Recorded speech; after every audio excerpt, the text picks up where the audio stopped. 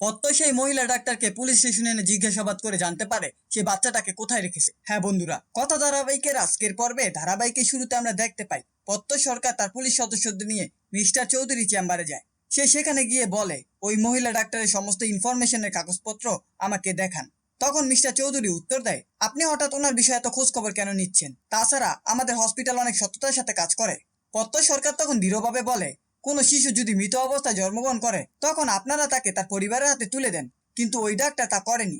এখন বুঝতে পারছেন কেন আমি ওনার বিষয়ে খোঁজ খবর নিচ্ছি। এরপর মিস্টার চৌধুরী সমস্ত কাগজপত্র বের করে দিলে প্রত্যয় সরকার সেখান থেকে নিয়ে চলে যায়। পরের দৃশ্যে আমাদের গৌ বাড়িতে দেখানো হয়।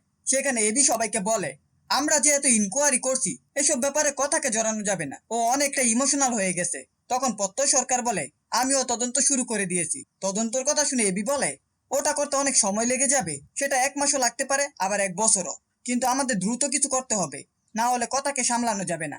এরপর আমরা গো বাড়ির ড্রয়িং রুমে দেখতে পাই সবাই গোপাল পুজোর আয়োজন করছে। সেখানে কর্তা দিদি এসে ঋতুপর্ণা এবং জুনিকে বলে, তালের বড়ার জন্য ডুবো করায় নিয়ে এসো। তখন ঋতুপর্ণা হেসে বলে, কর্তা দিদি তালের বড়ার জন্য ডুবো করাই হয়? কর্তা দিদি মৃত হেসে বলে, হ্যাঁ মা হয়তো, তোমার শাশুড়িকে গিয়ে বলো, উনি সবকিছু দেবেন।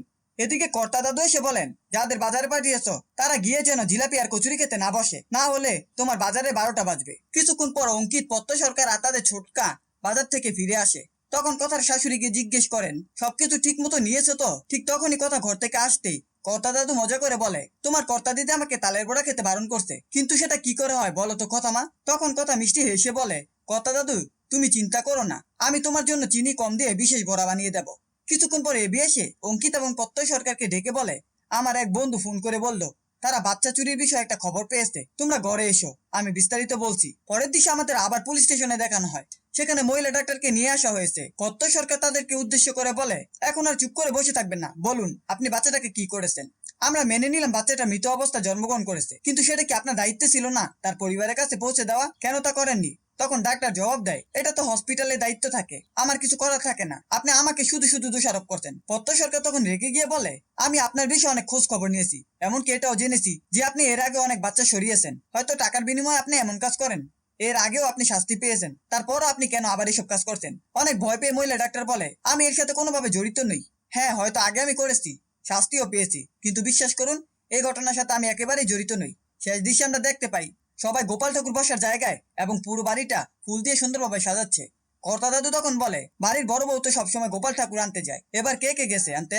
কর্তা দিদি উত্তর দেয়, কথা মা বলেছে, বাড়ির বউ তো সবসময়ই যায়, বড় বউ ছোট বউ তেমন কোনো ভেদাভেদ নেই, বউ তো সবাই। তাই এবার অঙ্কিত আর জুনিকে পাঠিয়েছে, সামনের বার ঋতুপর্ণামাকে পাঠাবে। কিছুক্ষণ পর অঙ্কিত জুনি গোপাল ঠাকুর নিয়ে আসে। তখন কর্তা দিদি কথাকে বলে, এবার তুমি গিয়ে গোপালকে বরণ করে নিয়ে এসো। কথাকে গোপালকে বরণ করে আনে এবং মন থেকে বলে, গোপাল তুমি আমার কোলের গোপালকে ফিরিয়ে দাও, তুমি তো জানো সন্তান না থাকলে মায়ের কতটা কষ্ট হয়। এই ছিল কথা ধারাবাহিকের আজকের আপডেট। ভিডিওটি ভালো লাগলে চ্যানেলটিকে সাবস্ক্রাইব করে পাশে থাকা বেল আইকনটি অন করে দিন এবং আপনাদের মূল্যবান কমেন্ট করতে ভুলবেন না।